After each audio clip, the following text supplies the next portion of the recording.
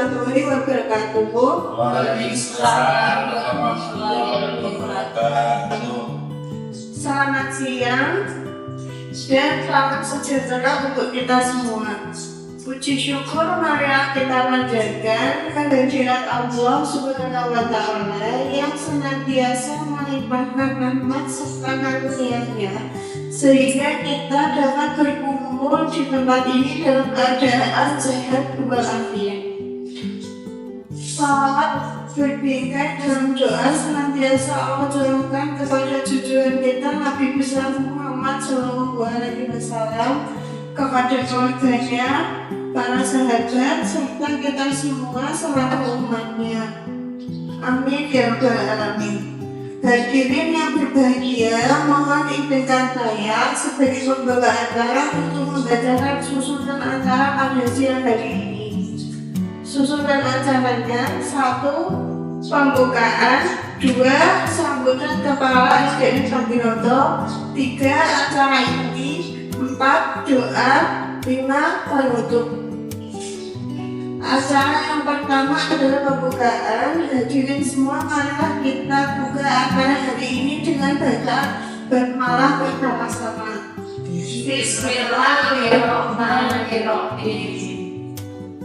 Acara yang kedua, sambutan Kepala SDN Sambiroto, Bu Badani Ita Kristiani, SPD SDNTD. Kami persilakan.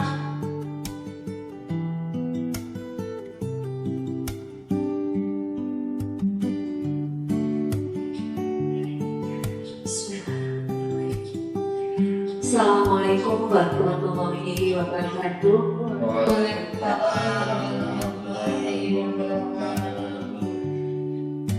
Yang saya hormati Bapak Ibu Guru SDN Sambiroto, marilah sebelumnya kita panjatkan syukur kehadirat Tuhan Yang Maha Esa, Allah Subhanahu wa Ta'ala, karena atas limpahan rahmat-Nya pada siang hari ini kita dapat berkumpul bersama di ruangan ini dalam keadaan sehat tanpa kekurangan suatu apapun.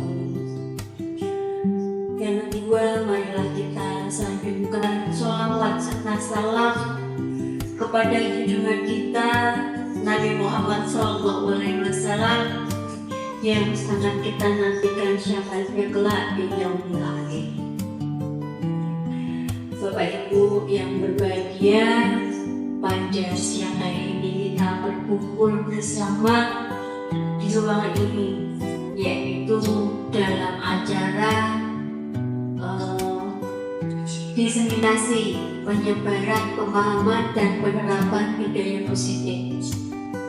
Nah, ini adalah kesempatan yang baik sekali, yang sangat luar biasa untuk kita semua untuk bersama-sama saling belajar, berbagi ilmu, ya, kemudian bisa sharing dan berdiskusi kaitannya dengan budaya positif yang nantinya sangat kita perlukan untuk kita terapkan demi kemajuan pendidikan khususnya di SDN Sambiroto.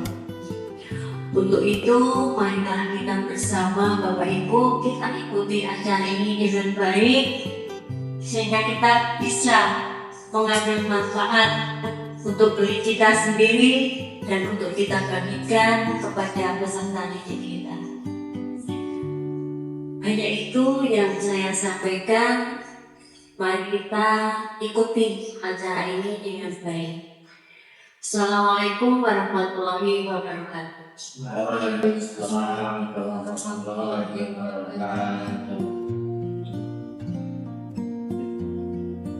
Terima kasih Bu Badani Ita Kristiani SDNTD atas sambutannya.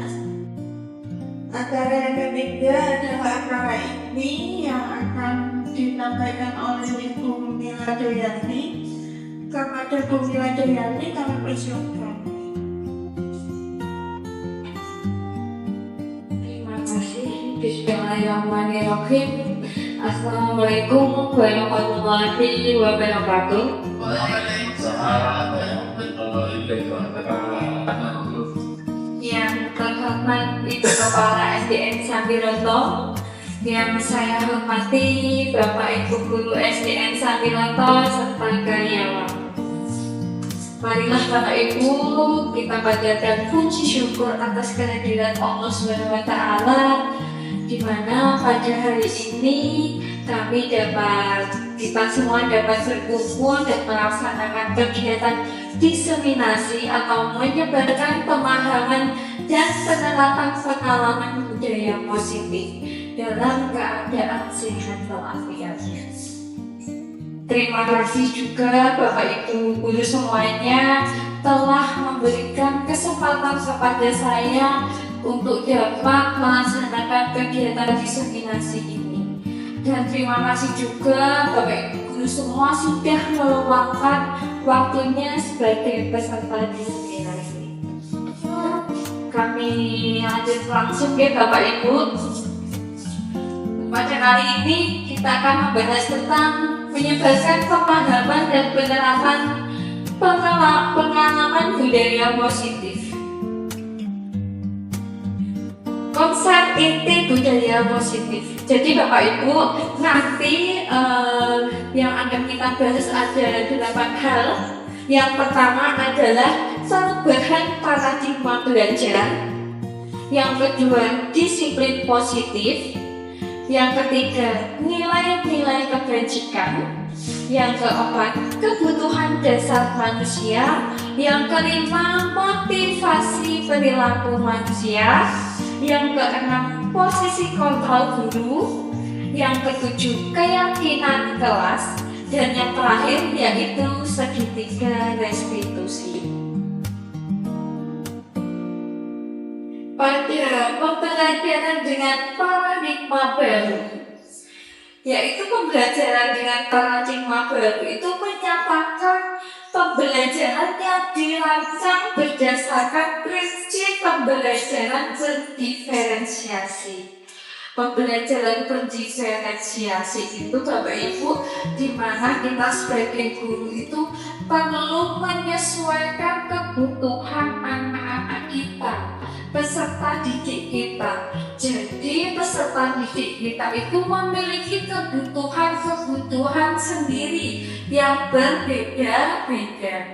Jadi kita perlu menyesuaikannya sehingga para siswa atau peserta didik belajar sesuai kebutuhannya berdasarkan tahap perkembangan sesuai teori psikologi modern untuk mewujudkan profil pelajar Pancasila.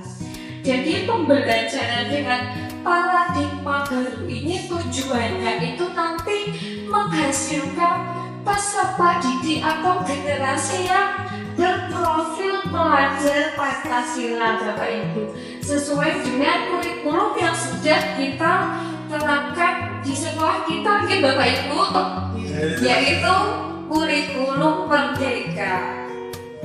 Pada profil pelajar Pancasila itu memiliki 6 elemen Bapak Ibu. Yang pertama adalah beriman, bertakwa kepada Tuhan Yang Maha Esa dan berakhlak mulia. Yang kedua, berkebinekaan global. Yang ketiga, bergotong royong. Yang keempat, kreatif. Yang kelima, bernalar kritis. Dan yang terakhir adalah mandiri. Disiplin positif. Kira-kira apa itu disiplin Bapak Ibu? Pasti kita tidak asing dengan kata disiplin. Kita harus disiplin. Kira-kira dia tahu apa itu disiplin Bapak Ibu? Apa bijak? Patuh, boleh. Ada yang lain? Kira-kira apa itu disiplin? Kita lanjut, boleh deh. Disiplin positif. Disiplin itu berasal dari kata disiplina, yang artinya belajar. Disiplin mengacu pada disiplin diri yang jawab terhadap apa yang dilakukannya berdasarkan nilai-nilai yang diyakini.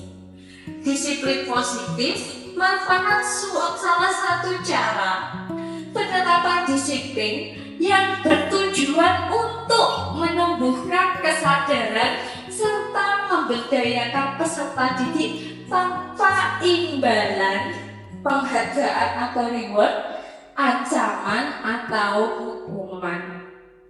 Jadi disiplin positif ini sifatnya tidak memaksa Bapak Ibu. Di sini karena tujuannya untuk menumbuhkan kesadaran. Jadi harapannya itu anak-anak sudah sadar atas tanggung jawabnya tanpa ada paksaan, tanpa ada sesuatu yang mempengaruhinya. Contohnya ada karena ada imbalan, ada penghargaan, atau ada hukuman. Sebagai pendidik Bapak Ibu, tujuan kita adalah menciptakan peserta didik yang memiliki disiplin diri sehingga mereka berperilaku mengacu kepada nilai-nilai kebajikan universal dan memiliki motivasi intrinsik dalam perubahan perilaku ke arah yang lebih baik. Jadi mengacu pada nilai-nilai kebajikan universal. Contoh dari nilai-nilai kebajikan itu banyak sekali Bapak Ibu.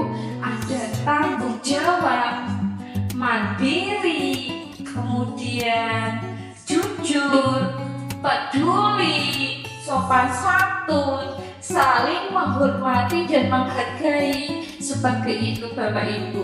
Dan harapannya itu timbul atas motivasi intrinsik, yaitu kesadaran dari diri anak tersebut.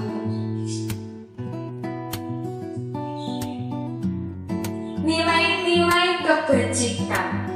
Nilai-nilai kebajikan adalah sifat-sifat positif manusia yang merupakan tujuan manusia yang ingin dicapai setiap individu. Nilai-nilai tersebut bersifat universal dan lintas bahasa, suku bangsa, agama maupun latar belakang.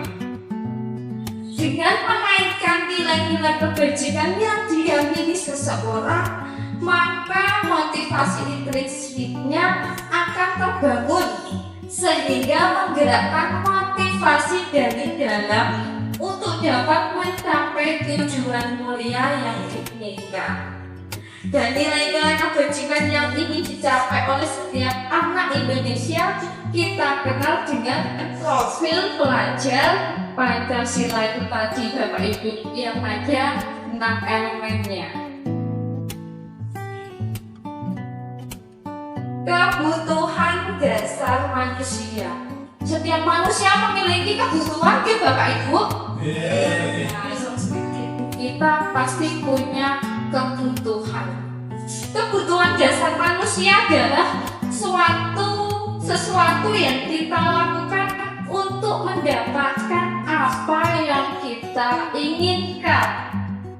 Seluruh tindakan yang kita lakukan memiliki bagian tertentu, dan semua usaha terbaik yang kita lakukan adalah dalam rangka agar kebutuhan dasar kita terpenuhi dengan baik. Kebutuhan dasar manusia ada 5 Bapak Ibu.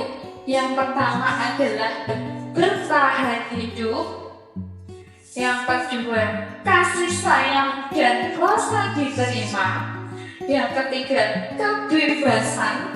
Yang keempat, kesenangan. Yang terakhir adalah penguasaan. Ini dari 5 kebutuhan dasar manusia tadi Bapak Ibu. Yang pertama adalah bertahan hidup. Contohnya, kita pasti butuh makanan, perhatian, tempat tinggal, keamanan, dan kesehatan. Begitu pula peserta didik kita, anak-anak kita. Kemudian kasih sayang dan rasa diterima, yaitu rasa diterima, dipedulikan, berbagi, kerjasama, menjadi bagian dalam kelompok.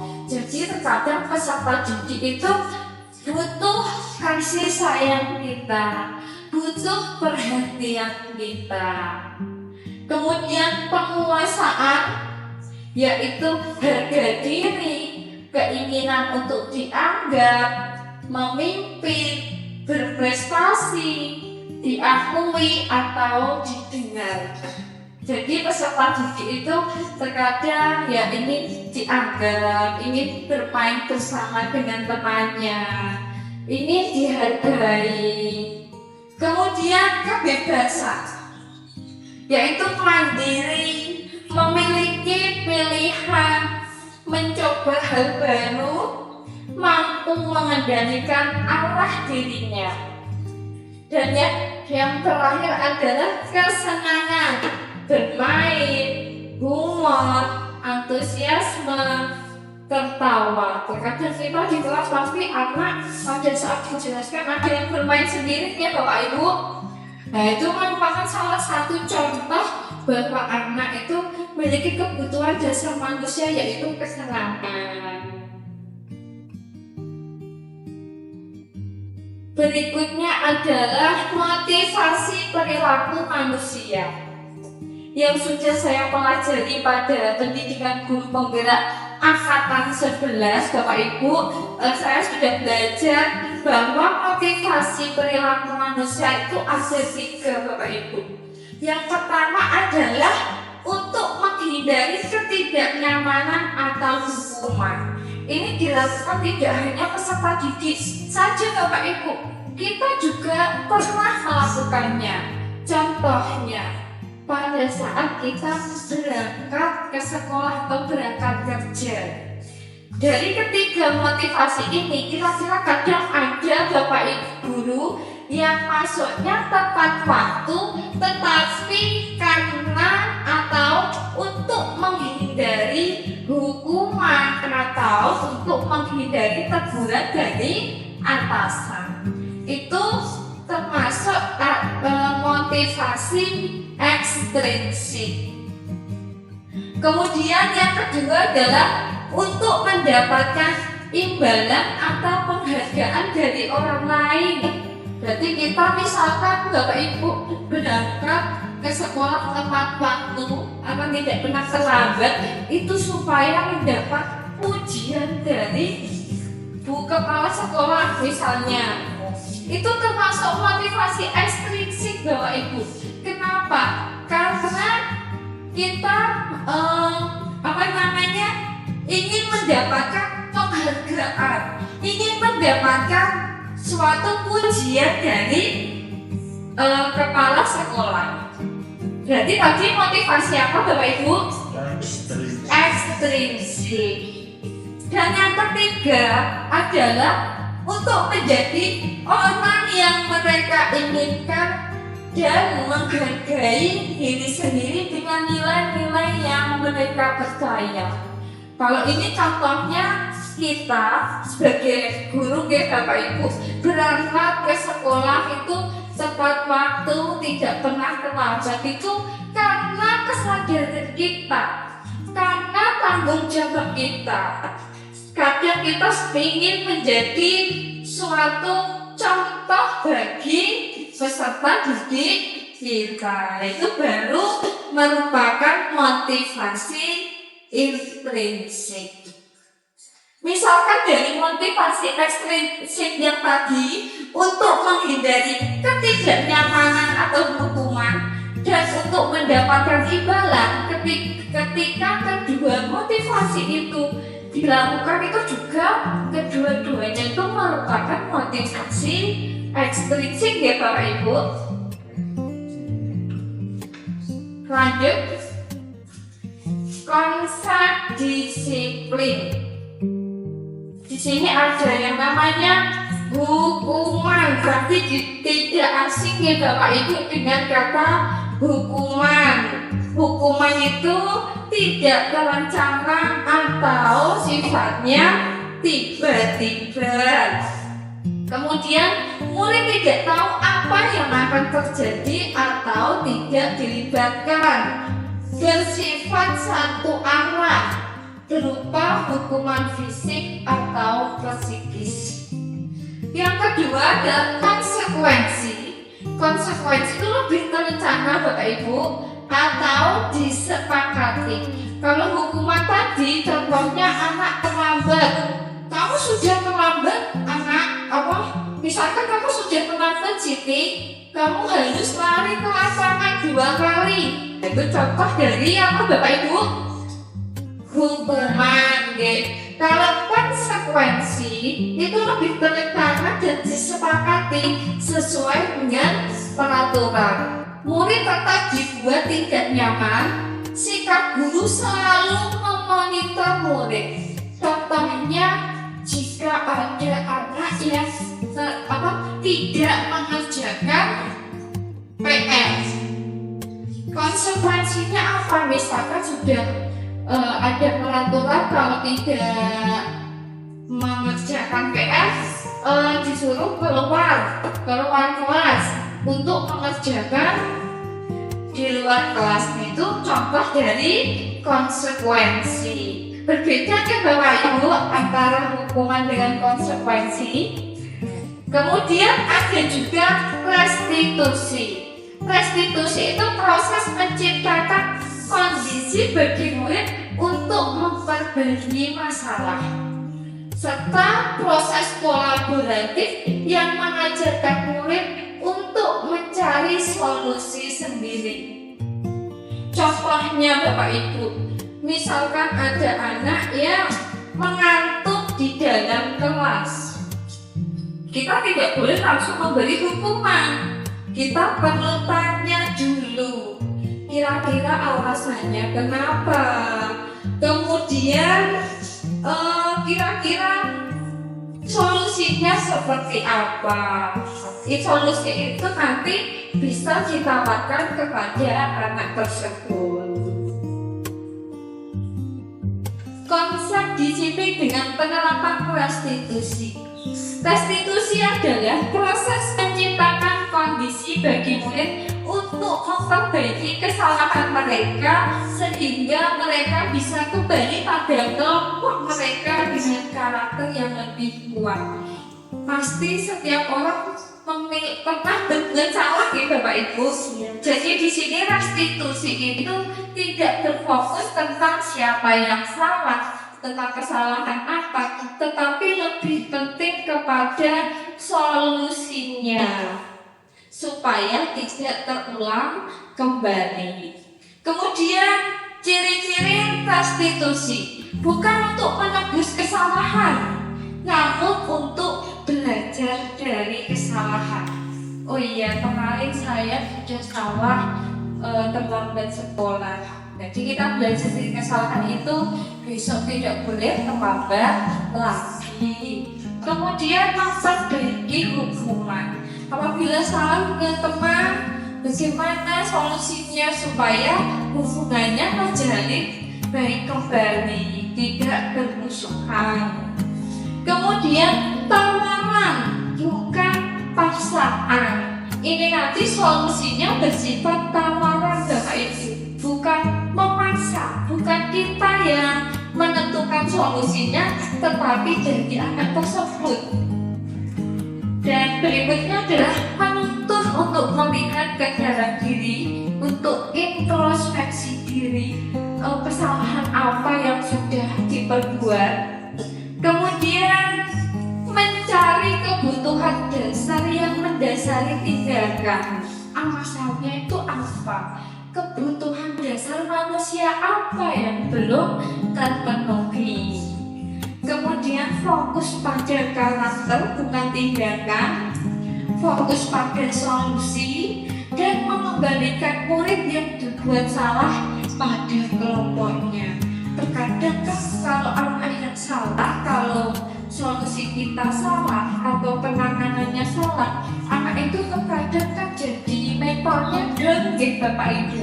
Nah itu ini nanti kalau kita menggunakan restitusi, harapannya anak-anak itu dapat kembali dengan teman-temannya seperti keadaan semula, tanpa ada rasa minder, takut, dan sebagainya.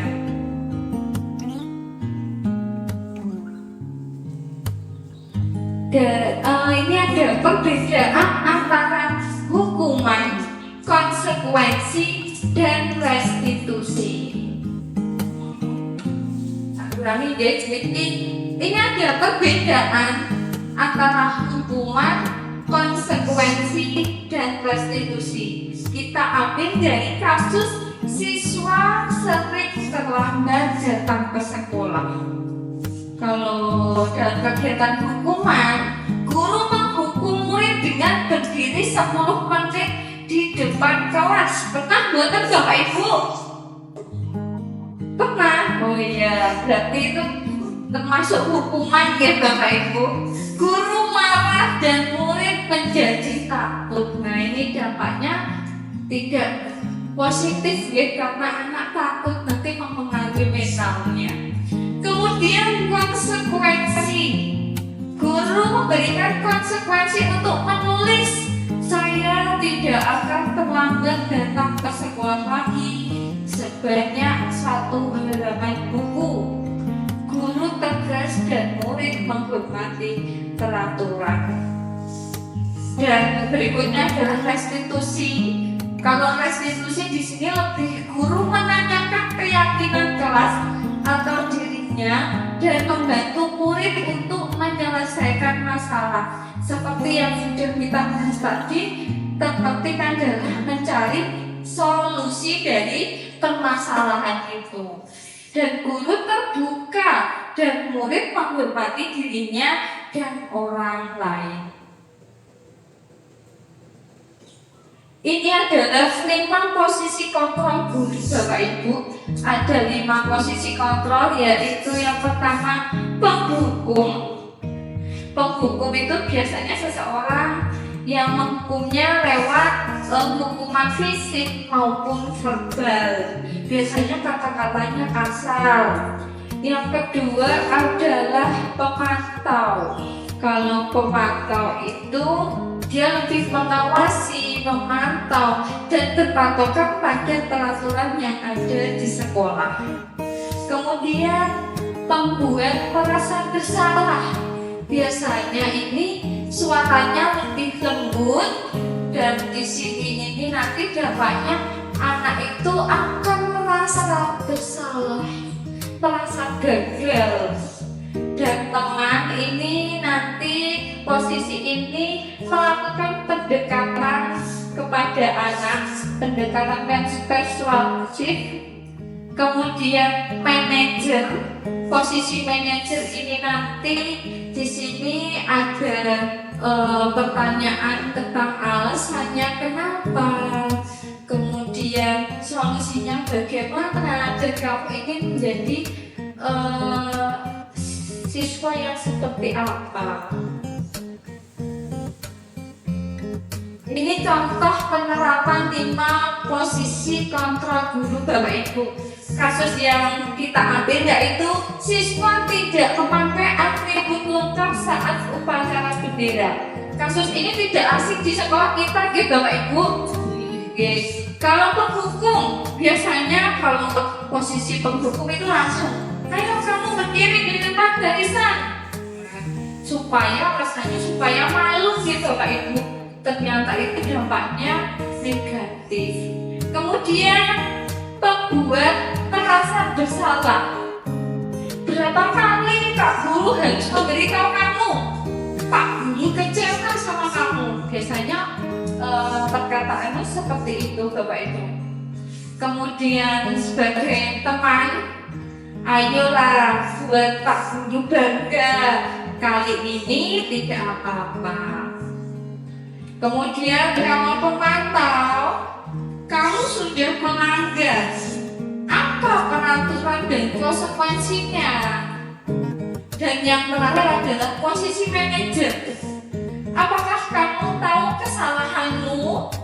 Kira-kira bagaimana kamu memperbaiki kesalahanmu? Nah itu lebih ke fokus solusi. Kemudian keyakinan kelas Bapak Ibu. Kira-kira Bapak Ibu ada yang tahu mengapa namanya kok keyakinan kelas? Kenapa bukan peraturan kelas? Mungkin Pak Gilar. Kenapa Pak Gilar? Karena keyakinan itu berasal dari diri dan bisa diterapkan dengan sukarela, berbeda dengan peraturan. Iya, betul Bapak. Keyakinan kelas itu berarti sesuatu yang sudah kita yakini untuk kita laksanakan. Kalau peraturan itu sudah ada dan kita sepakati peraturan itu, tetapi terkadang sifatnya masih terpaksa. Pembentukan keyakinan kelas. Keyakinan kelas itu bersifat abstrak Bapak Ibu dan berupa pernyataan universal dibuat dalam pernyataan positif. Contohnya, misalkan tidak boleh membuang sampah sembarangan.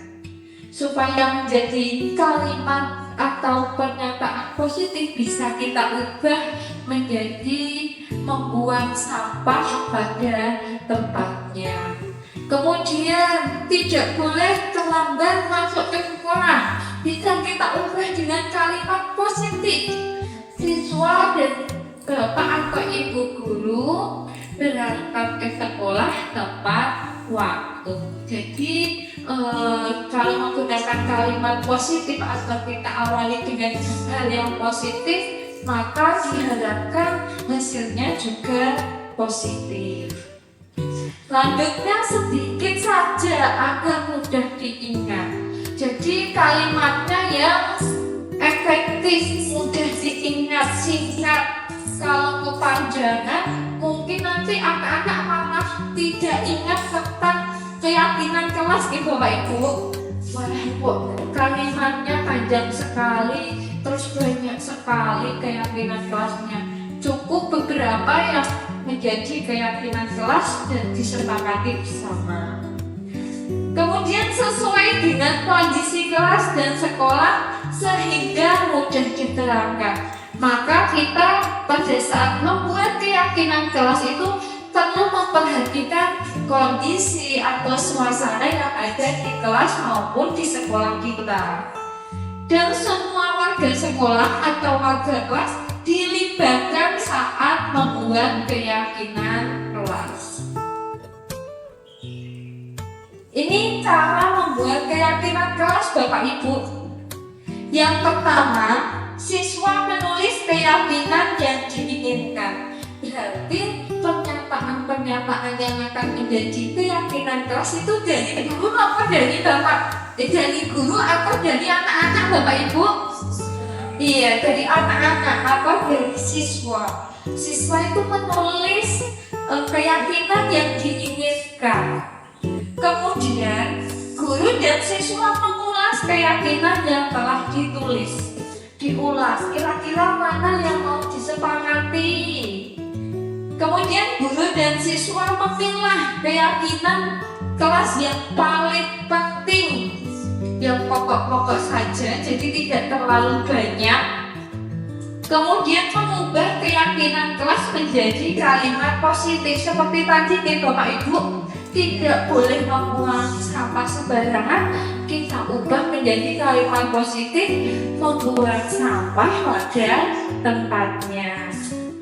Dan yang terakhir adalah mengecek dan menyepakati keyakinan kelas dengan seluruh warga kelas. Jadi dicek lagi, disepakati yang mana saja. Kalau sudah menjadi keyakinan kelas, bisa diketik dan ditempel di kelas masing-masing. Ini merupakan contoh keyakinan kelas 4 SDN Candi Rontong Bapak Ibu yang merupakan kelas saya. Yang pertama adalah hadir tepat waktu. Jadi Jadi harapannya keyakinan kelas di kelas 4 itu masuk sekolahnya tidak terlambat, anak-anak masuk kelasnya tepat waktu. Yang kedua, berdoa sebelum dan sesudah belajar. Sebelum belajar berdoa, kalau mau pulang atau selesai belajar juga berdoa. Yang ketiga, menjaga kebersihan kelas dan sekolah. Ini bisa lewat tiket kelas atau kesepakatan atau keyakinan kelas kita, dan juga tidak membuang sampah sembarangan. Jadi harapannya anak-anak itu ingin kelas kita itu bersih. Yang keempat, saling menolong. Nah, ini merupakan contoh keyakinan kelas 4 Bapak Ibu. Terkadang ada teman yang jatuh malah ditertawakan ya Bapak Ibu. Nah, ini harapannya kalau ada teman yang jatuh atau sedang kesusahan, kita sebagai teman bisa saling tolong menolong. Kemudian bersikap jujur, dan yang terakhir belajar dengan bersungguh-sungguh. Nanti Bapak Ibu setelah diseminasi ini bisa menerapkan keyakinan kelas ini pada kelas masing-masing. Siap Bapak Ibu? Siap, alhamdulillah. Segitiga restitusi, yaitu suatu proses dialog dijalankan oleh guru agar dapat menghasilkan murid yang mandiri dan bertanggung jawab. Segitiga restitusi ini memiliki 3 tahapan Bapak Ibu. Yang pertama adalah menstabilkan identitas. Biasanya ini untuk menangani permasalahan. Menstabilkan identitas itu biasanya identik dengan kata bahwa semua orang itu pernah berbuat salah. Bapak atau ibu guru pun juga pernah berbuat salah. Sedangkan validasi tindakan yang salah itu bisa kita lakukan dengan bertanya kepada anak. Kamu pasti punya alasan kenapa melakukan itu. Kita gali alasannya Bapak Ibu. Itu merupakan tahapan validasi tindakan yang salah. Dan yang ketiga adalah menanyakan keyakinan. Kan tadi sudah membuat keyakinan kelas. Kira-kira masih ingat gak keyakinan kelas kita? Kita ingatkan kembali. Kira-kira keyakinan kelas apa yang sudah kamu langgar?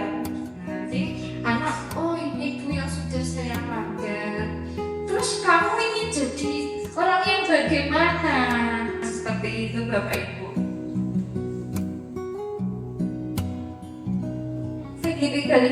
Jadi di sini menstabilkan identitas, mendorong siswa berefleksi bahwa tindakannya salah, biar menyadari kira-kira teman dan sekolah itu betul tidak, salah apa betul, seperti itu ya. Terus validasi tindakan yang salah itu upaya untuk membantu siswa mengidentifikasi kebutuhan dasar yang mendasari mereka melakukan kesalahan. Itu tadi alasannya. Kira-kira kebutuhan apa yang belum terpenuhi? Kasih sayang, atau kebebasan, atau penguasaan, dan sebagainya. Yang terakhir, menanyakan keyakinan di sini lebih untuk mengajak siswa untuk menemukan cara berperilaku lebih baik dan tidak melanggar tata tertib di sekolah. Nah, ini ada praktek penerapan segitiga restitusi Bapak Ibu yang sudah saya lakukan, yaitu kasusnya adalah Farhan sering datang terlambat sehingga banyak pelajaran yang tertinggal. Bisa disimak ya Bapak Ibu. Berikut ada video penerapan segitiga restitusi saya Bapak Ibu. Silakan menonton. Selamat pagi Farhan. Pagi Bu. Bagaimana kabarnya hari ini? Baik, Bu. Alhamdulillah baik. Karen, hari ini Bu Mila lihat Karen lambat sekolah ya? Iya, Bu. Menurut Karen, sejak berapa kali Karen terlambat? Sepertinya 4 kali. Oh, sudah 4 kali. Baik Karen, setiap orang itu pasti punya kesalahan atau pernah berbuat salah. Begitupun Bu Mila. Yang terpenting kita belajar dari kesalahan itu dan berusaha untuk memperbaiki kesalahan itu. Setuju Karen? Setuju, Bu. Karen sering datang terlambat pasti punya alasan. Kira-kira kenapa Karen? Saya kadang sambil bermain HP, Bu. Oh, sambil bermain HP dan begadang sampai jam berapa Karen? Jam terkadang 11:30. Waduh, sampai malam ya. Memang ibu tidak marah. Marah, Bu. Oh, marah. Saya sembunyi-sembunyi sama Mas Di sembunyi. Besok jangan ulangi lagi ya. Kalian ingat nggak kita punya keyakinan kelas apa? Oh lupa. Kita itu punya 5 keyakinan kelas yang sudah kita sepakati. Yang pertama ada membuang sampah pada tempatnya. Yang kedua itu berhubungan dengan waktu. Kira-kira kalian ingat nggak? Tidak boleh terlambat, Bu. Iya, tidak boleh terlambat ke sekolah atau masuk ke sekolah dan tepat waktu. Kira-kira keyakinan kelas apa yang sudah kalian langgar? Disiplin, Bu. Disiplin. Menurut kamu disiplin itu penting nggak kalian? Penting, Bu. Kenapa? Karena menurut saya datang ke sekolah tepat waktu dan menghargai waktu. Betul, menghargai waktu itu penting dan sangat bermanfaat untuk kita. Seperti kita dapat menghargai orang di sekitar kita, pekerjaan tidak menjadi menumpuk, dan dapat meningkatkan rasa kepedulian kita terhadap orang lain. Begitu ya, Karen? Iya, Bu. Saya menyesal sudah sering datang terlambat ke sekolah. Saya mohon maaf, Bu. Iya, Ibu Mila maafkan ya. Sikap Karen itu sudah baik karena sudah mau meminta maaf. Menurut kamu, apa yang kamu lakukan agar kamu tidak terlambat lagi, Karen? Saya akan mikir lebih cepat dan tidak begadang lagi agar bisa bangun lebih awal dan tidak terlambat ke sekolah. Baik Karen, kamu sudah menemukan solusinya dan ibu akan meminta tolong kepada ibu kamu atau orang tua kamu untuk membangunkan kamu lebih awal dan mengingatkan supaya tidak begadang lagi. Begitu Karen? Baik, sekarang kamu boleh kembali ke kelas. Terima kasih, Bu. Iya, sama-sama. Itu tadi videonya Bapak Ibu. Warahmatullahi wabarakatuh. Saya Faridul Bendri kelas. Kita lanjut ya Bapak Ibu. Contoh penerapan segitiga restitusi itu tadi Bapak Ibu guru. Guru telah mengajak Karen untuk berdiskusi di ruang guru untuk menyelesaikan masalah. Guru mengawali dalam penyelesaian masalah dengan menstabilkan identitas mengenai masalah Karen yang sering datang terlambat. Tadi menstabilkan identitasnya melalui pertanyaan bahwa pernyataan bahwa setiap orang pernah berbuat salah. Kemudian guru memvalidasi tindakan yang salah, bahwa masalah yang dihadapi Karen ada alasannya. Karen sering datang terlambat dikarenakan sering begadang malam sambil main HP hingga tidur larut malam. Jadi tadi saya sebagai gurunya memvalidasi tindakannya, menanyakan alasan Farel kenapa sering datang terlambat? Ternyata alasannya yaitu sering begadang dan sering main HP hingga larut malam.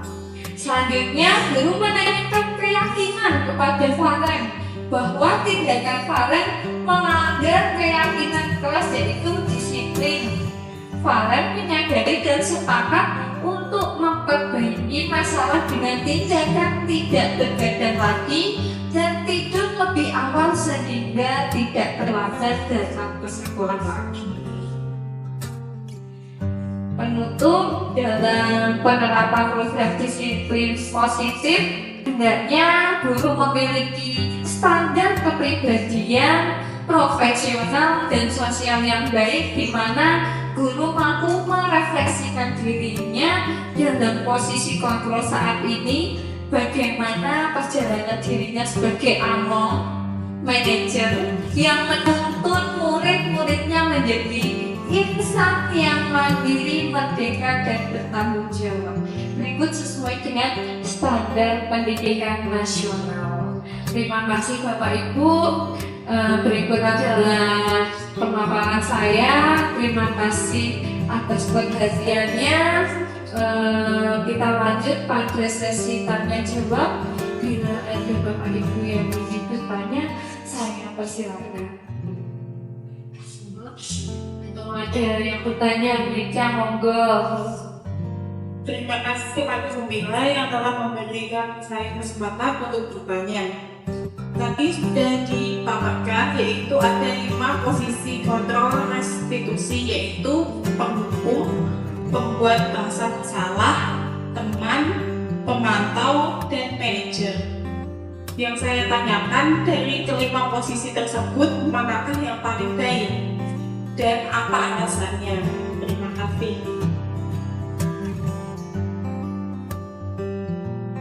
Terima kasih Bu Ica atas pertanyaannya. Saya coba langsung jawab ya Bu Ica. Pertanyaannya intinya tadi kira-kira dari 5 posisi kontrol restitusi, manakah yang paling baik untuk posisi kita sebagai guru ya Bu Ica? Dan apa alasannya? Baik, saya jawab, dari 5 posisi kontrol restitusi itu posisi yang paling baik dan sesuai karena kita sebagai guru, yaitu posisi kontrol manajer. Alasannya yaitu posisi manajer itu sangat bagus, sangat lengkap, karena di situ kita dapat mengetahui keadaan siswa, mengetahui kebutuhan dasar manusia siswa itu yang belum terpenuhi, itu kebutuhan apa. Dari pertanyaan kita menyampaikan bahwa setiap orang itu pernah berbuat salah, kemudian pasti kamu punya alasannya. Jadi kita tahu alasannya itu apa, tidak langsung menghukum. Kemudian di situ anak diajak berkolaborasi, diajak untuk memikirkan solusinya. Jadi solusi itu akan tertanam pada dirinya, dan penerapannya kalau dari dirinya sendiri tidak akan diulangi lagi, dan dampaknya positif untuk kedepannya. Begitu Bu Ica. Kira-kira ada yang mau bertanya lagi Bapak Ibu? Oh Pak Heri, monggo Pak Heri.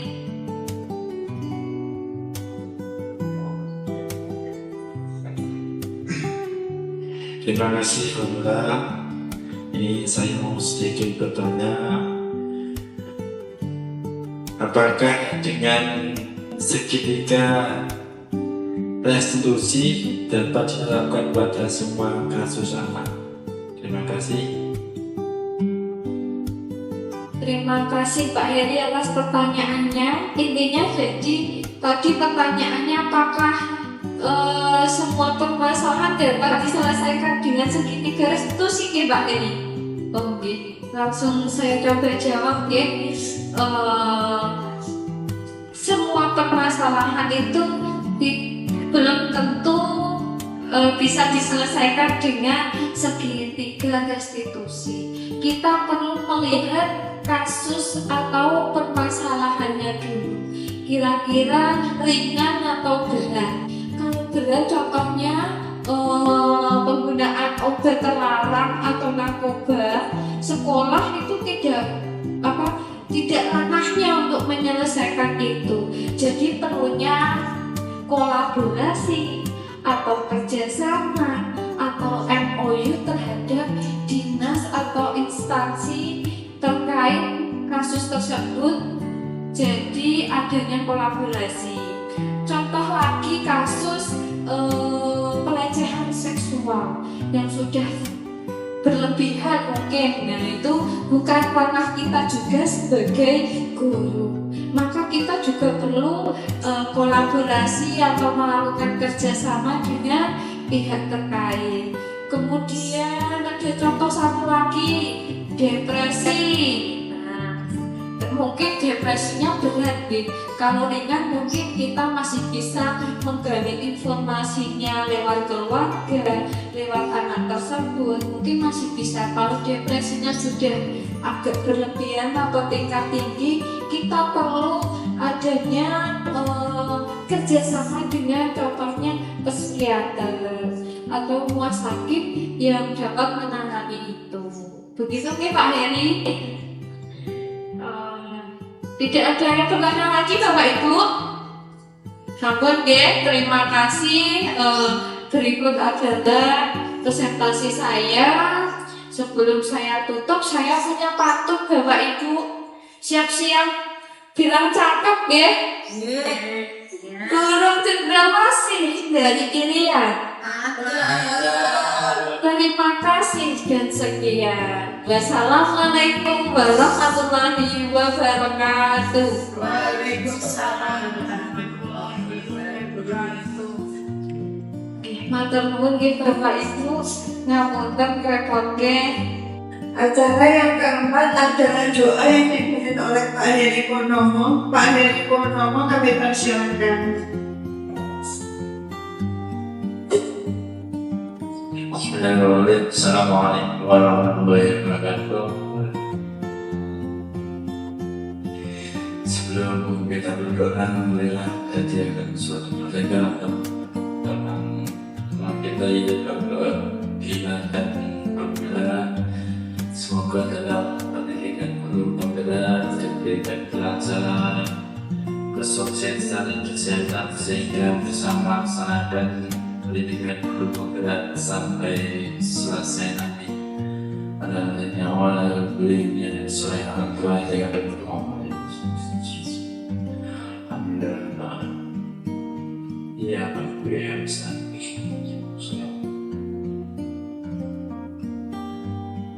أولئك الرجيم بسم الله الرحمن الرحيم الحمد لله رب العالمين حمدا شاكرا للنعيمين حمدا يحمد المجيد يا ربنا وما ينبغي لجلال يوم ونصري اللهم صل وسلم على محمد محمد صلاة من جلال من جنة والأقوال فتنزل بنا تفعل بنا الكل والكل رسول جميع خلق الله والنور ya Allah yang kami berikan pada kembang kami dalam dan pemilihan dalam melaksanakan pendidikan pembela. Semoga apa yang mereka dapat mendapatkan ilmu yang barokah dan bermanfaat bagi kita semua. Ya Allah yang telah memberikan kelancaran pada mereka semua. Rabbana atina fid dunya hasanah wa qina adzabannar. Sallallahu alaihi wa sallam. Subhana rabbika rabbil izzati amma yasifun. Wa salamun alal mursalin. Alhamdulillahi rabbil alamin.